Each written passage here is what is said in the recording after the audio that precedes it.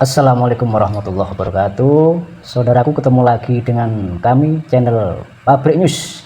Kali ini kami akan menyampaikan berita viral, yaitu terkait Trans 7 yang menayangkan berita tentang pesantren Lirboyo mendapatkan tanggapan beragam dari masyarakat.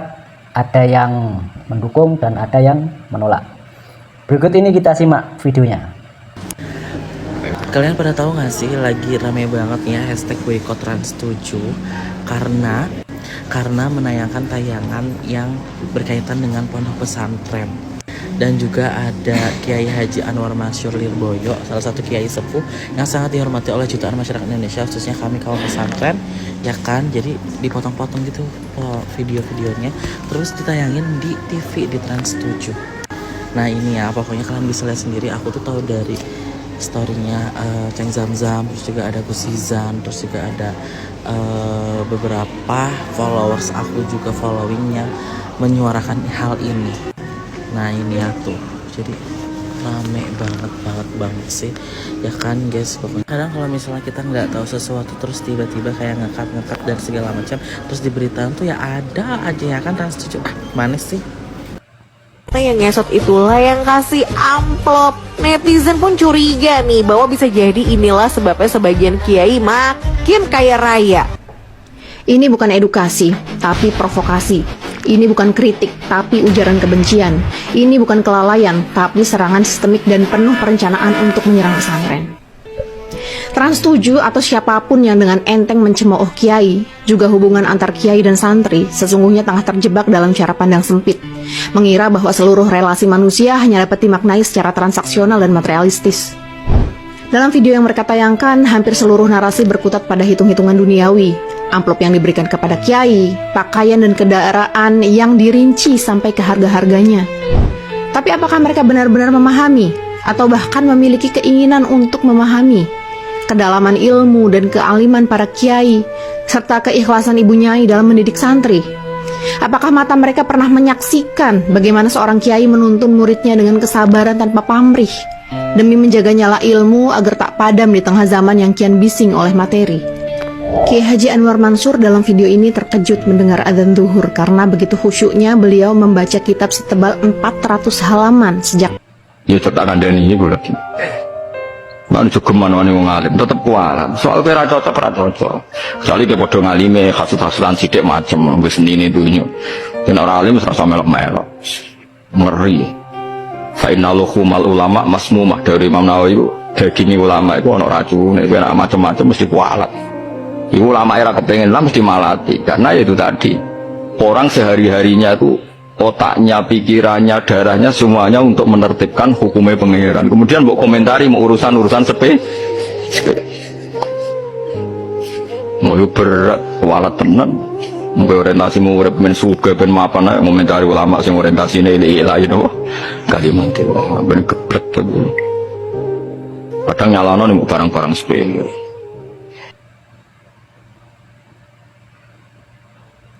Trans 7 kok kalian hujat sih? Padahal Trans 7 ini loh cuma ngebeberin fakta. Trans 7 ini bener woi, kalau pondok yang dibahas bukan Lirboyo. Trans 7 itu nggak nipu, nggak ngarang. Aku sendiri pernah jadi santri. Bukan hanya sebentar loh ya, 12 tahun aku hidup di lingkungan pesantren. Dan semua yang dibilang Trans 7 ini bener nyata adanya. Sekali lagi, kalau objeknya bukan Lirboyo. Emang nyata loh ada oknum kiai, oknum gus, oknum ustadz di pesantren yang sebenarnya ilmu mereka tuh nggak seberapa. Hafalan hadisnya pun mungkin baru beberapa. Kalau ceramah isinya cuma nyinggung-nyinggung, nggak ada isinya sama sekali. Kalau ngajar santri isinya malah cuma cerita, dan ibadah pribadinya pun ala kadarnya. Tapi pengennya dihormati sampai santri-santri ngesot-ngesot, pengennya dijilati sampai santri-santrinya rela gosok sepatunya. Dan bahkan ada beberapa oknum juga yang nggak peduli tuh kualitas santrinya kayak gimana. Sampai aku tuh dulu sempet heran, Ternyata ada ya pondok pesantren yang kedoknya gudang ilmu, tapi sebenarnya cuma sekedar bisnis keluarga. Tapi itu mah belum seberapa, masih ada yang lebih hina dan lebih buruk daripada pondok pesantren yang model bisnis keluarga, yaitu kedok pondok pesantren yang sebenarnya di dalamnya merupakan wadah oknum kiai bodong untuk melancarkan pelecehan seksual sesukanya. Nauzubillah min dzalik ya. Jadi buat kalian-kalian para orang tua yang pengen anaknya belajar di pondok pesantren, hati-hati dan pinter-pinter pilih pondok pesantren untuk buah hati kalian. Menurut kalian gimana? Jangan lupa like video ini dan follow akun ini.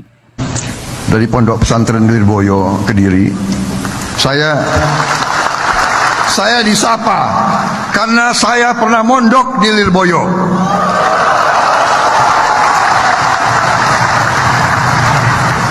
Benar Kiai, tapi mondoknya 1 hari saja. Tapi kan benar mondok. Kirian, dewa kan tuh. Delekeun mun dibalakeun delekeun. Acan. Eta naon? Atuh beureun Hasyim teh. Sok Hasyim teh. Lah Hasyim anu kumaha. Di mana ya jeruknya? Ayo nomornya jeruk dah. Bagus. Wah, ketingali cangkang jeruk waing mah. Heureuh. Geus kabagi kabeh ya. Kali itu saya kedua kali can padu rotan ajong. Tah, heula tewak. Tuh. Acin ke viral yo. Harusnya dikitu-kitu eta teh cenah teu narimakeun. Kan geus tarima lain mana geus menang 2 kali heuh. Siap. Wah. Tuh, si jago atuh. Santri kok disuruh ngecor? Maaf, saya sangat tidak setuju. Itu bukan ajaran pesantren. Itu eksploitasi atas nama berkah.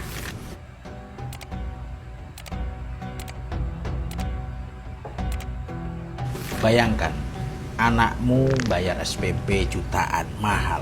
Sampai pesantren disuruh kerja fisik kayak tukang bangunan. Tega nggak kira-kira? Ketika di rumah pun nggak tega sebenarnya kan? Dan semua itu atas nama berkah katanya. Itu jelas pembodohan. Itu adalah eksploitasi atas nama agama. Itu jelas pengurus pesantrennya pasti bermasalah. Jika ada yang bilang, wah Anda ini tidak tahu budaya pesantren ya. Ruh pesantren itu ya pada berkah. Oke lah, tapi berkah yang seperti apa dulu? Berkah yang sejati itu datang dari kiai-kiai yang zuhud, yang bisa jadi panutan, merawat santrinya dengan sepenuh hati, dari ngasih tempat tinggal buat santri, ngasih makan dari jerih payah beliau, mengajari mereka ibadah yang benar, ilmu agama yang benar, dan mengajarkan mereka akhlak yang mulia. Lah pesantren-pesantren salaf seperti itu sudah tidak banyak. Seorang kiai tidak mengambil sepeser pun dari iuran santrinya. Bahkan tidak jarang kiai tersebut membiayai kebutuhan santri dari hasil usahanya sendiri. Lah, fenomena membantu ngecor seperti itu, membantu panen, itu biasanya terjadi pada pesantren salaf. Kalau kiai mau bangun ruang kelas baru, ruang pengajian baru, beliau panggil arsitek dan tukang-tukang asli, kemudian dibantu oleh para santri, khususnya yang sudah gede, yang sudah dewasa. Ya, kenapa mereka mau bantu? Ya karena mereka sadar diri, dikasih tempat tinggal, dikasih ilmu, dikasih nasihat setiap hari, kok ndak ada sumbang sih sama sekali. Nggak bisa bantu biaya, setidaknya bantu tenaga. Mereka lakukan itu dengan sukarela, membantu para tukang dengan mengangkat pasir, dilansir satu-satu bersama-sama. Itu lumrah sekali. Beda lagi ceritanya kalau ada kiai yang hidup mewah dari iuran santrinya, berbisnis dengan santri, iurannya mahal, makanya bayar, laundrynya bayar, kok masih suka ngomongin soal berkah. Santrinya disuruh ini, disuruh itu, disuruh masak, disuruh ngecor. Itu namanya eksploitasi santri. tentunya itu menjadi presiden buruk. Ya kita lihat, mosok mobilnya Alphard dari iuran santri kok mau ngecor masih minta bantu santri. Kan aneh, tidak masuk akal hal seperti itu. Wah, bukannya antum tahu sendiri, budaya ro'an atau kerja bakti itu kan bermanfaat kelak buat santri. Iya, saya sangat setuju. Itu buat melatih mereka tanggung jawab dan kekompakan di masyarakat. Tapi mohon maaf, ini mungkin sebatas pada kerja bakti dalam rangka merawat dan menjaga untuk kesehatan dan kebaikan para santri selama di pesantren. Misal, kerja bakti bersihin kelas, lingkungan pesantren, buang sampah, itu bagus sekali sebagai bentuk tanggung jawab pribadi. Alhamdulillah, selama saya 6 tahun di pesantren di Jawa, saya punya kiai yang sangat luar biasa. Iuran santri itu hanya 10.000, itu pun habis buat bayar listrik pesantren. Kadang bahkan kurang. Sepekan sekali biasanya dikasih makan enak sama Bunyai, dimasakin luar biasa. Dan selama itu pula saya tidak pernah dipaksa untuk bekerja macam-macam ini itu, apalagi ngecor. Bahkan tidak jarang kiai terlihat nyapu di halaman sendiri. Karena beliau itu tipe-tipe orang yang nggak mau digantikan sama santri ketika masih beliau sanggup mengerjakan sendiri. Dan selama beliau masih bisa kerjakan sendiri, beliau tidak meminta bantuan dari santrinya. Bagi beliau, santri itu adalah amanah. Mereka bagai anak sendiri yang harus dijaga, dirawat, dan diajarkan ilmu yang bermanfaat. Terakhir, yang ingin saya sampaikan sebenarnya, jangan berpikir seolah-olah Anda paling tahu dunia pesantren. Ngomongin pesantren gak ada baiknya, EQ-nya jongkok. Ya Allah, masih banyak orang-orang baik, kiai-kiai ikhlas di dalamnya, yang benar-benar menjaga amanah ilmiah, amanah ruhiyah pesantren. Jangan labrak semua pesantren seolah-olah mereka tidak ada jasa. Anda duduk dengan nyaman sekarang ini juga atas perjuangan Laskar Sabilillah pesantren. Yuk kita berpikir positif dan fokus pada apa yang sudah kita kerjakan bagi bangsa Indonesia. Kritik boleh, tapi jangan dipukul rata. Oke kawan-kawan, tulis pendapatmu, pengalaman di pesantren. Saudaraku, sebelum kita lanjut, kami minta tolong tekan subscribe, like, dan tanda lonceng di channel Pabrik News ini, demi keberlangsungan channel ini. Terima kasih atas semua bantuan kalian.